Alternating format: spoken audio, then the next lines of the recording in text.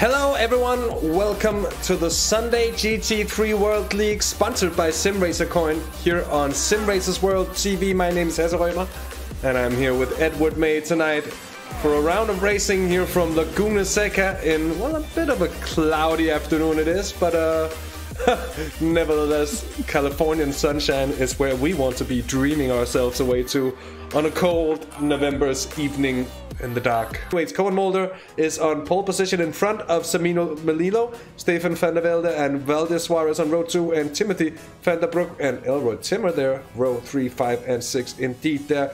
Davian Koba the pole, and Martin de Jong is on row 4 with Eric Verlet and Stephen Orrell there on row 5, then Kamal Hashimi and Nils Teasters on row 6, Drew Williams and Jose Coutinho row 7, and then Dirk Brinksman, Dirk Reski, the two Dirks together on the 8th row of the grid. Then Alfredo Trigorici down in 17th, Matthew Maddock in 18th, that's the 9th row of cars, of course, Robert van den Heuvel, the Lobster himself alongside Lee Tugger on row 10, then Luke Snyder and EJ Fuellner on row 11, Scusi Arbau and Jacob Gibson will be making no excuses indeed, but they're on row 12.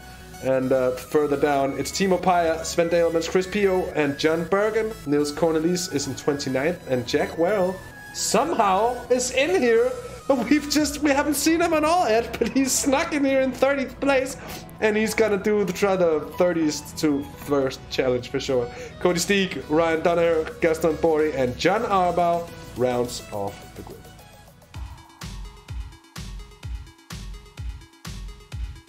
Bit damage that John Bergen or Jacob Gibson, I think, has a bit of damage to the front of his car. I'm not entirely sure, but already Cohen Mulder is just absolutely gone at the front of the field. Absolutely brilliant getaway, left everyone for dead, and now it's Stefan van der Velde further behind that needs to defend, because you can see, oh my word, are they going 3 wide? Hassa, oh, it's close to the front. Elroy Timmer already going for it. Oh, bit of now. Valdez Suarez has been sent out into Timothy van der Broek further behind. But they're just about getting through, and over the Broek is off and into the tyre barriers.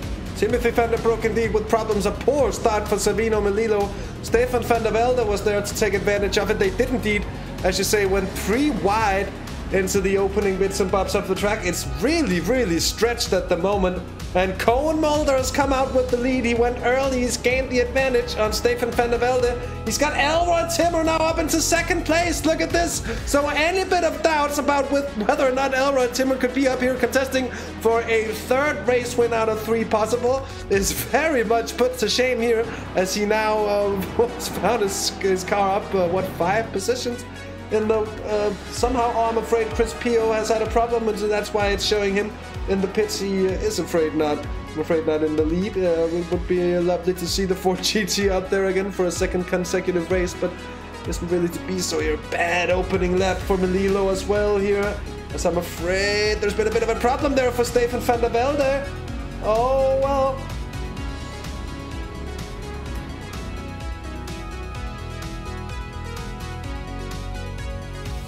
Seems to me that the Ferrari was indeed quite a lot up on qualifying pace, but once the fuel loads goes to race, Elroy Timmer is very much there, and it's a bad exit for Cohen Mulder. He's ahead. Elroy Timmer is ahead, and I think Cohen Mulder might have done wisely in just holding back there, and now it's a Ferrari charge to fight off that leading Audi indeed. Oh, and just as I say it, it's the absolute curse of the commentators here. And that's not something we've seen before, Edward, but Elroy Timmer, a bit of a problematic situation there in the corner following the corkscrew.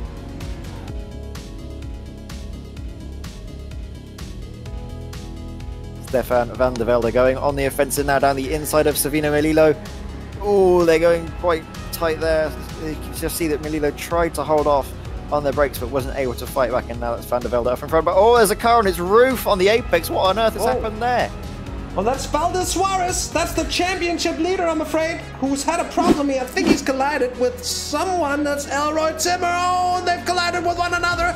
He turns around, and who's that hitting him? That Kamal Hashimi in the 37 Audi. What a way to get back in it. We're happy to see Kamal racing again, but that's very unlucky. Of course, he's a passenger in that situation. it now, and we see another incident because Dirk Brinksma has blown his engine. So we just saw a Mercedes like mess up absolutely through turn 5, and then we're seeing now Dirk Brinksma having to nurse his stricken Ferrari all the way back to the pits. That's going to be a very nasty and long repair job. I don't think he's going to be out before the end of the race. Does have a fast repair to get it done with, so he might just be able to pick up some scraps. This is turning out to be pretty much as I predicted it. I think for once a very unpredictable race, as we are almost 8 minutes into a 40 minutes race. That's a fifth of the way through.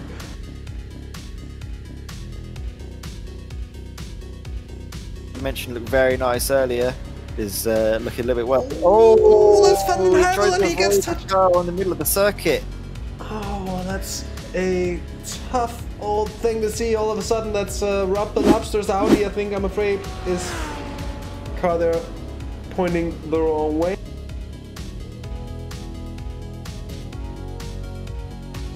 Right in the hot seat. He's going to look to the inside right away. Oh, he's going to try to get late on the brakes. Is he going to defend his Mulder? Yes, he is. He's going to hold the outside line, try and carry the speed. And all of this fighting is allowing that driver behind Elroy Timmer to catch all the way up. But now Van der Velde's going to be in the slipstream, going to be in the hot seat now to make a move. We're going to see further back exactly how Elroy Timmer got ahead of Savino Melillo. And the outside through turn 6. Oh, that was a very brave maneuver. You could see that Melillo gave up a little bit, just managed to think, you know what, I'm not going to fight this because it's going to end in one of two ways. Either you're in the wall, Elroy, or I am. And I don't think he wanted to take either of those two options.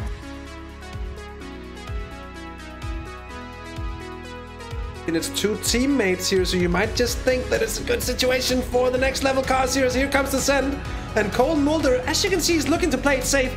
Doesn't really mind losing those two positions in one go. And we also know that Elroy Timmer's been on an absolute blast. And what a move from him to just sneak on up through as well.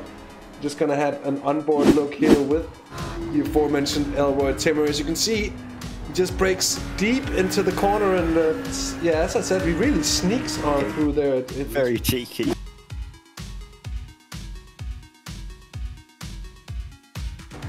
Just Luke Schneider. On the tail of Eric Verley, who gets out slowly right there, and Luke Schneider really looking for it here. Oh, and Schneider loses it and somehow keeps it. And just how I'm at a loss there. It didn't even go off track or anything, but I'm afraid he might have hit the anti-cut sausage curb there a little too hard, and that might impede him in the long run. He was Martin de Jong, who's getting tested by Nils Teesters, and Nils Teesters is flashing the man in front here. He really wants to get by, but there's really no use in flashing. They're battling for position, so Nils will have to find a way by.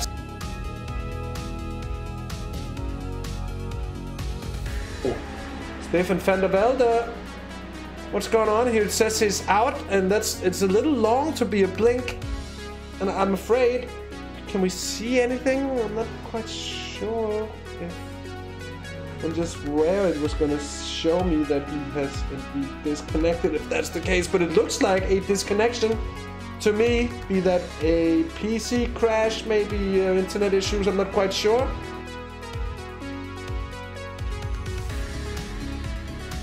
Sadly just outbroke him, so if you're going to be seeing though how close these two drivers got, and Komolder actually sends it down the inside of Elroy Timmer and up into the lead of this race. So we've had a change, and it's now the Ferrari's turn to get back in front and to lead this race, and it's up to Elroy Timmer to start.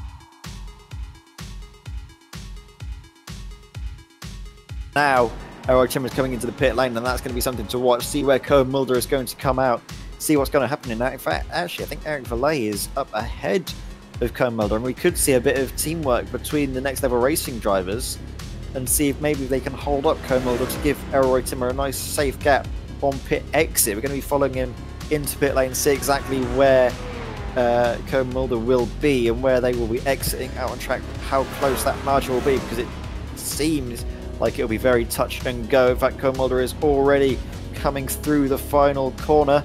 You can see that Elroy has gotten moving as well, but don't know if he's going to be able to get there in time. He's already been passed, in fact, I think. Yeah, he's already been passed.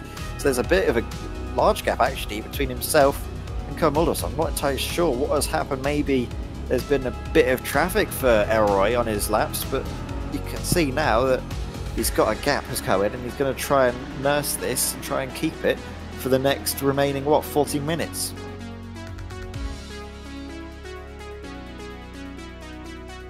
Cohen Mulder is leading the race by 1.2 seconds.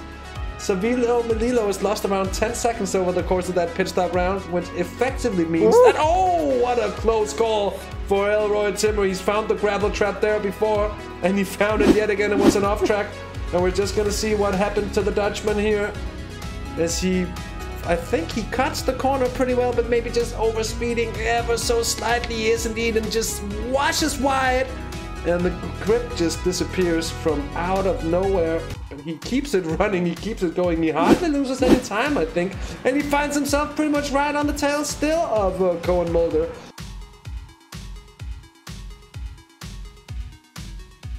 To try and get up into the leader's race, he's getting such good exits out of the corners. He's going to look to the inside. Is he going to try and brake late enough? Is he going to force it?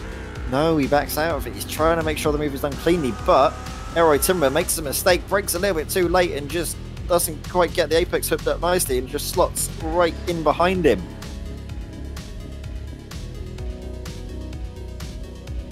We have a hot battle going on here. This is Sven Dalemans.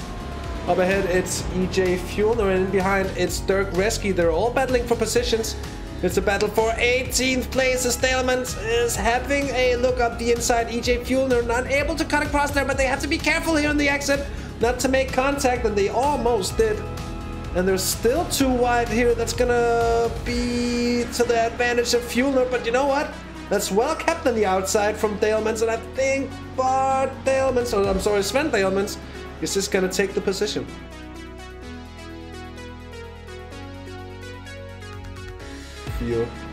We feel you here in the booth as the battle for 5th place is very much heating up here. Kamal Hashimi is going to try to find a way past into the final hairpin. He's going to dive in. He's going to look for it. Oh, the Mercedes turns in like the Audi wasn't there, I'm afraid. And they make a little bit of contact.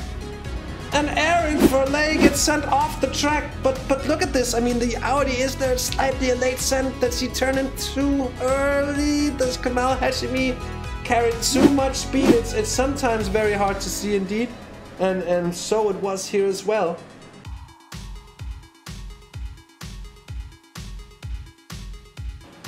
But Bull, let's ask about this. Look at this. Kamal Hashimi on the inside. And that is going to be a open door for the cutback.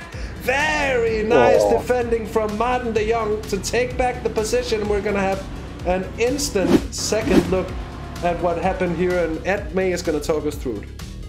That was absolutely beautiful from Martin de Jong. You can see that he leaves the outside. He defends a little bit earlier on and decides, you know what, I'll leave you have the inside, because you can see that he was going to overshoot it a little bit, and he takes that opportunity. He says, thank you very much.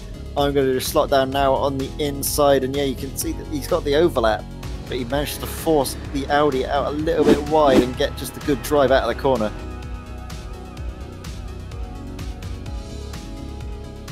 Because he went off track, but we saw him pinning in, and I might be a little bit behind. He had a drive-through for incidents, do you reckon? Oh, he's gotten a drive-through penalty, and here he's out again on track. He's just managing to stay in the top 10, Kamal Hashimi. So there it is, swift execution indeed. And with that, oh, look at this!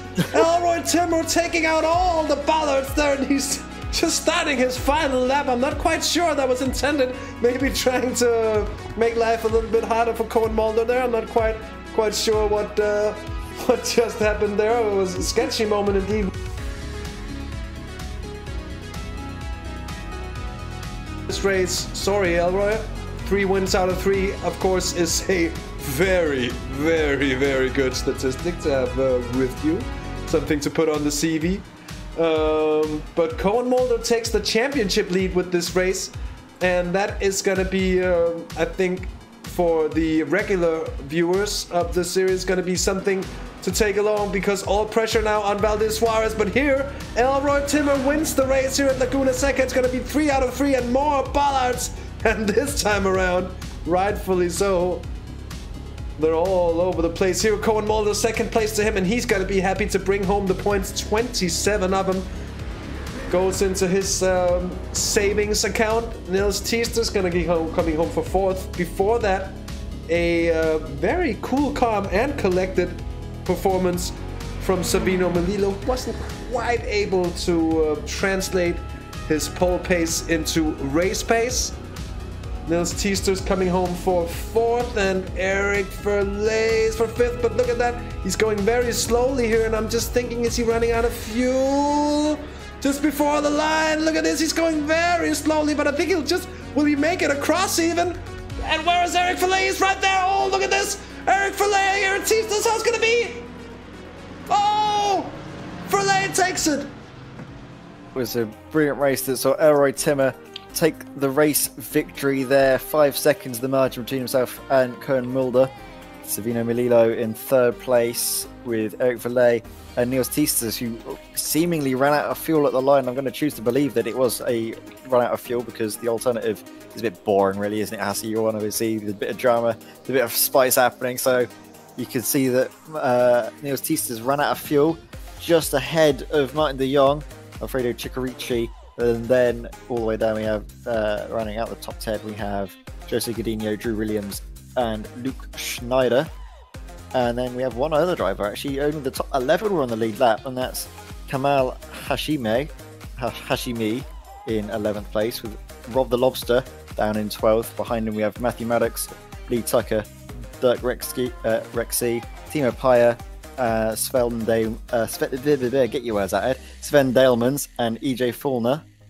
Then further down we can see it's John Bergen, Niels Connolise, Jacob Gibson, Chris Pio, Cody Steeg, Stephen Orell, Stefan van der Velde, who, well, commiserations to him, he was leading this race. He was going to be on track for, I believe, his first race victory, but the iRacing god didn't look down on him, the computer gods did not look down fondly on him, and gave him a horrible, horrible thing that you never want to see. Blue screen of death, hardware failure, nothing you want to see. And then rounding out the grid we have Ryan Donaire, Gaston Bory, Damien Kober, Timothy van der Broek, Dirk Brinksma, Jack Warrell, Valdez Suarez Jr., Scusi Arbau, and John Arbau.